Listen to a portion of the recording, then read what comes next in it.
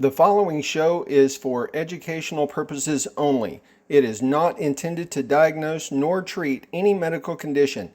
Any information or recommendations provided should always be discussed with your healthcare professional.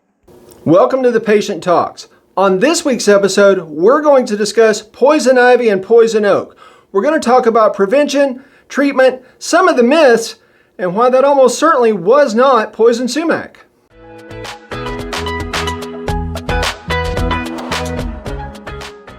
The family of plants that contain poison oak, poison ivy, and poison sumac cause more cases of allergic contact dermatitis than all other plants combined. And the one thing that family has in common is the oil within the plants called urushiol. Urushiol is a colorless, odorless resin that is contained within all parts of the plant. That means the roots, the stems, the fruit, the leaves, all of it contains this substance. Between 50 and 75% of people are reactive to the oil found in those plants. I'm currently one of those that's not reactive, and on even people that are reactive, it tends to wane as you get a little older and the less frequent that you come in contact with it. Conversely, the more often you come in contact with that oil, the more likely you are to react to it. The symptoms of poison ivy dermatitis can show up anywhere from 4 to 96 hours after the exposure, and it is dose dependent, not just in the severity, but how long it takes for the rash to show up. So a large amount of urushiol on your skin will show up fairly quickly with a fairly big rash. Conversely, if you're getting just small amounts of it on your skin, the rash will be a lot lighter and it can show up a lot later. Here's the big problem with urushiol also. Once it is dried and become a resin, it is still reactive and it can last on non-absorbent surfaces indefinitely. And so that includes the tools you used, your dog, your fingernails, anything that came in contact with that resin that doesn't absorb the oil. That resin stays on the surface for an indefinite amount of time. Speaking of absorbent, keep in mind the oil can penetrate through clothing. It can even penetrate through rubber and latex gloves. It can't penetrate through leather gloves. Those are too thick. But remember, that means the resin could have dried on the surface of your leather gloves, at which point they carry the potential of passing on that poison ivy dermatitis to you later. So what are we watching out for? All right, well, let's talk about the big three: poison ivy, poison oak, and maybe poison sumac. Poison ivy is pretty much found everywhere. East of the Rockies, it tends to grow like an ivy. It's climbing. West of the Rockies, it's usually kind of a low shrub, so you'll see people with the rash breakout on their ankles. As far as what it looks like, the old saying of leaves of three, leave it be, is a pretty good indicator. The poison ivy where I live in Arkansas looks like this. If you'll notice, 3 leaves, ragged edges. Notice I'm not touching it. At which point you go, well, now wait a minute, Frank, you told me that you're not a reactive. That's true, and for all I know, that may have changed yesterday. Never assume that if you weren't reactive before that you're still non-reactive. Always treat poison ivy and poison oak as if you are reactive. Now then, as far as poison sumac, which in this area most people say shumake, and frankly I do too when I'm not doing a web show. There is no poison sumac in this area. Let me say it again. There is no poison sumac in this area. Poison sumac prefers swampy, low-level environments. I mean, we're talking alligator-level swamps. You don't find it anywhere else. What we do have in this area is what's known as staghorn shumake or staghorn sumac.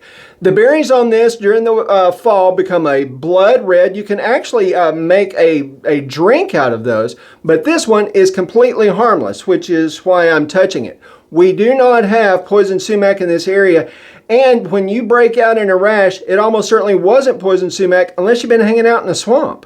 There are a few myths about poison oak and poison ivy dermatitis I wanted to knock out real quick also. Number one, so when you develop that blistery rash, the blisters are not contagious. There's nothing in there that contains urushiol. That is literally just the body's response to that contact dermatitis. Also, you will have patients frequently say it's spreading. It doesn't spread. Once that oil has absorbed into the skin, it's no longer on the surface and there's nowhere for it to go. What's actually happening on the it's spreading, remember when I said it's dose dependent both on how severe the rash is and when it shows up. So if you have some areas on the skin that got a lower dose of it than others, the rash will show up at a later time, and so it will look like that it's spreading. The other thing that can happen is, remember, those surfaces are contaminated. So if you've been using your string trimmer and you break out with poison ivy and you go out to do something else with your string trimmer, you're getting another dose of poison ivy. If Fluffy has been out roaming around in the woods, that oil is on the dog's hair, and so you're getting re-inoculated. So it will look like it's spreading. Prevention. Don't touch it. That's it. There's the prevention. Now, we both know that it is far more difficult than that. You can inadvertently come across it easily out in the woods or even out in your garden.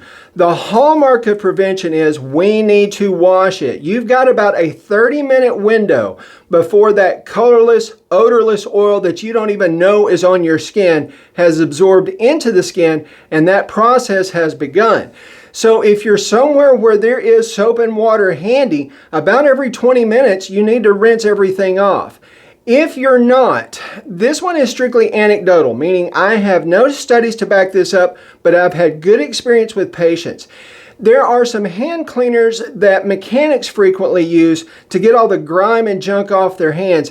And I've told patients if they're going to be out in the woods to take some of that with them, and they've reported back really good response on not breaking out with poison ivy dermatitis. I do have an example of it here. I don't get a kickback on them or anything. This is just the one that I keep around my shop, and it's this one. The stuff that's in it looks all the world like cold cream. It's just this white without the little grit or pumice that's in it. The idea behind it is if you have ever actually worked on a car, you know the grease that gets on your hands, if you use normal soap, it just won't come off, whereas that stuff will peel it immediately. Well, urushiol is an oil, and from what I've seen, it tends to peel it off and patients don't break out.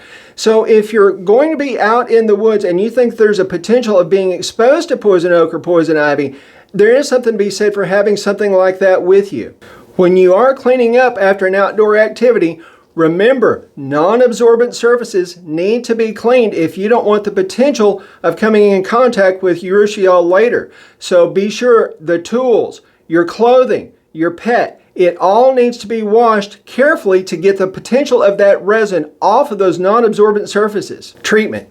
To be completely honest, if it's a really bad case, you're probably going to have to come see us. But if you have a mild or very limited area of poison ivy dermatitis, the oatmeal bath thing is worth doing. Cool compresses to the area are worth doing. The over-the-counter steroids can be of some benefit to an isolated area. The one that's not worth bothering with are the oral antihistamines.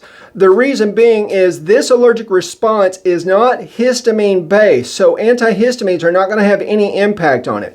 The one place that they may be helpful, however, oral histamines tend to be very sedating. So if at nighttime that terrible itch that comes with poison ivy dermatitis, taking an antihistamine before bedtime to help sedate you more so you can get some rest may be of some benefit. When you come to see us, we're almost certainly going to discuss steroids.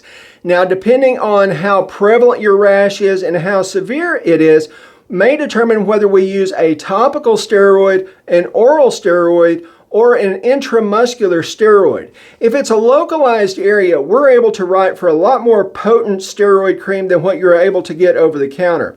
If it's more spread out, we may discuss an oral steroid versus an intramuscular. Whatever the treatment is, it does need to run about 14 days. So even if you're getting a good response with an over-the-counter steroid application at home, be sure to use it for at least 2 weeks.